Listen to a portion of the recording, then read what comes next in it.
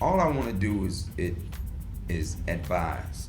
You know what I mean? The knowledge that I have, I want to be able to put it to use, and that's what I want to do with the Sixers. I want to be able to be someone that be able to come in and give my opinion on what can turn the franchise around. So that's what I want to do when it comes to basketball. And it's a lot of other things, you know what I mean, to be able to speak to up and coming players and little kids, and give them my thoughts on how to try to make it in basketball, things like that. Just be able to have that voice, that hopefully people will listen to. I would say, I would tell them not to put so much pressure on themselves to excel right from the beginning, to be able to let yourself grow. Don't feel like you got to come right in and turn into a household name right from the beginning. You know what I mean? Don't be so hard on yourself. Just let it come to you when God is ready for that time. I don't think the game has changed that much. I think the game has gotten better, and it's going to continue to get better. You know what I mean? The commissioner is a great commissioner.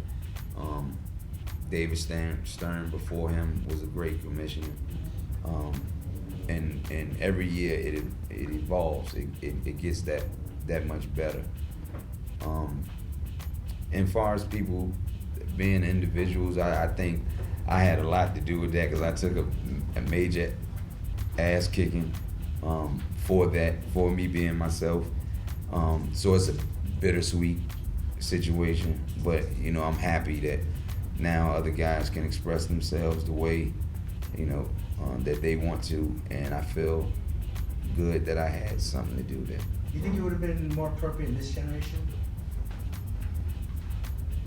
I don't know. I would have been me regardless. Yeah. You know what I mean? That's the only way I know. I'm comfortable with who I am and who my mom and dad raised. If I wasn't that, it would be basically a disrespect to them. So I'm happy with who I am. So I would have did it the same way. Like there's LeBron, there's Chris Paul.